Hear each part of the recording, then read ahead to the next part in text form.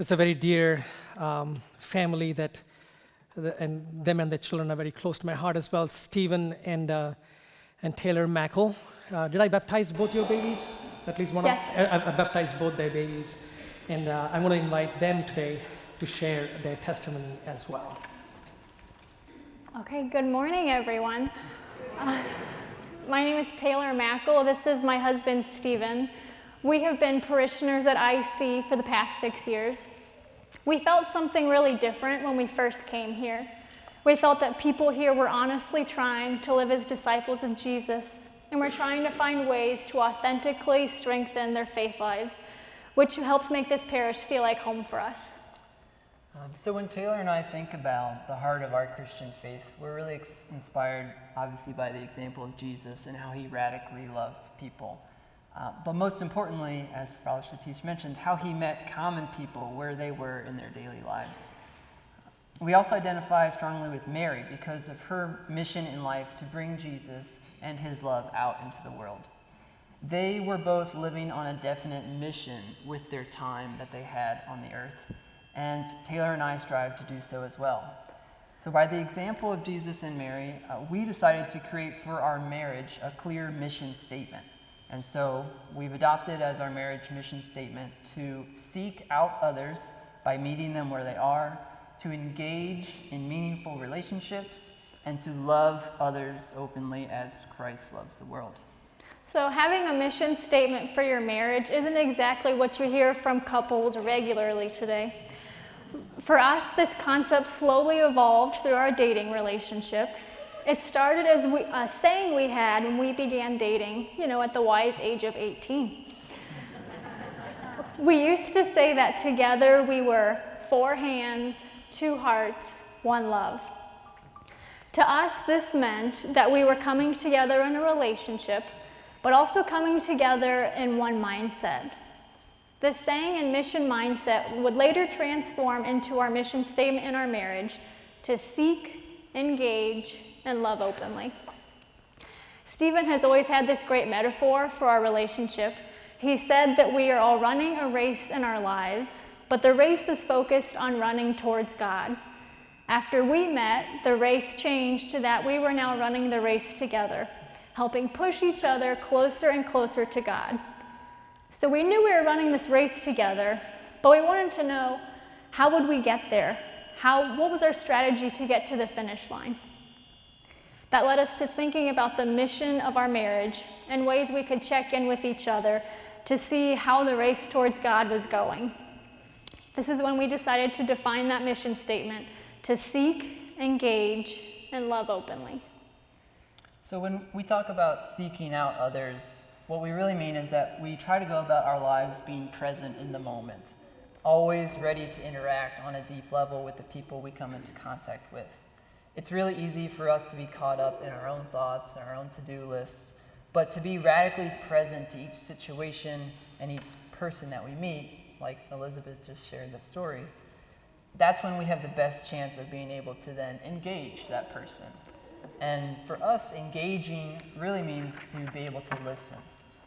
The best way that we've found to start a relationship with someone is to listen first and to hear where they are at the present moment and to accept them for who they are. And only by listening first are we then able to move past and onto the last part of our mission, which is loving as Christ does. And for each unique person and relationship in our lives, that love required looks different, just as it did for Jesus. And for Taylor and I, right now in our lives, the most immediate way that we live out our mission statement is through our individual vocations that we've been called to. But by holding on to the mindset of being disciples on a mission, we understand our work, really our 9-to-5 jobs, as just really being a way to live out the mission that we've decided for ourselves, to seek, engage, and love openly. We have another saying in our family that we don't go to work.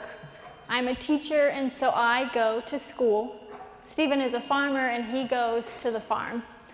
By viewing our jobs as an avenue to live out our mission, we feel much more energized and passionate about the task ahead of us because we know it feels a part of something bigger than just that heavy word, work. So for me, I'm a middle school special education teacher. I work with students in a resource room program with a range of mild to moderate disabilities. What initially drew me to teaching was the value of inclusivity. I have this vivid memory of being in 4th grade, my parents telling me to make sure I included everyone at school. It was just the little things. Make sure everyone had someone to sit with at lunch, invite everyone to all your birthday parties and events, and just simply say hello. As a 10-year-old, this was not something I wanted to always do. I wanted to just kind of do my own thing, take care of myself. But little did I know, my parents were instilling in me the values of a disciple, to be focused more on making sure that everyone else was included and valued, rather than my own wants. These moments always stuck with me and inspired me in high school to get involved in opportunities to work with students and adults with disabilities over at We Care Arts in Kettering. And that volunteer opportunity led to my calling to being a special education teacher. So fast forward to the last 7 years of my life as an educator, and I'm still striving to make sure that all the kids at school are included. While at school working with my students, I get to live out a mission by helping them overcome obstacles and barriers in their lives while finding a community in my classroom. I think of myself as a disciple on the mission in the classroom. And for me, I'm a farmer, and so I feel most at home in the outdoors. Since beginning to farm about 7 years ago, I have felt a much deeper connection than ever before in my life for the nature and for the rhythms and the seasons of life. But my farming work is a little bit unique because I work at a nonprofit organization called Mission of Mary Cooperative, and that's here in East Dayton. And the fields where I grow organic vegetables are actually just formerly vacant plots of land in a low-income and urban residential neighborhood.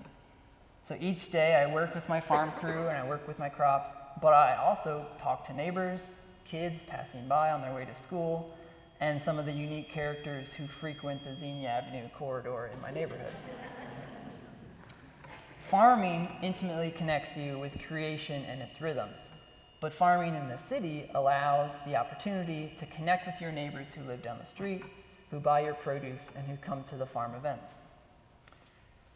Growing food makes me feel a part of God's continual creation story.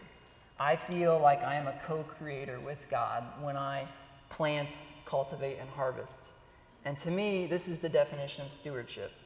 Not dominion over creation that we wield with power, but a reverence and a respect for the awesome creative forces of nature and the role we can play in ensuring that process goes smoothly. I feel that by stewarding the earth and growing good food, I am both caring for our common home and loving my neighbor. And a few years ago when Pope Francis published Laudato Si', I read the document. I devoured the document with so much excitement. And at times I even teared up when I was reading it. Never before had my feelings about my own Catholic faith been presented so perfectly and completely in writing in front of me. I felt like Pope Francis was writing directly to me saying, yes, Stephen, you are Catholic, and we need people like you doing this work in the church. The passage from the document that I love the most and that I'll share with you is this. We are faced not with two separate crises, one environmental and the other social, but rather one complex crisis, which is both social and environmental. Strategies for a solution demand an integrated approach to combating poverty, restoring dignity to the excluded, and at the same time protecting nature. So part of this mission of our marriage is to extend this mission to our children. Right now, our daughters are 4 and 2. We currently don't talk to them about our mission with these exact words, but we're trying to figure out what does it look like to have an entire family on a mission, to seek, engage, and love openly. On the wall in our hallway, which you can see up here by our bedrooms, is a frame that says our phrase, 4 hands, 2 hearts, 1 love.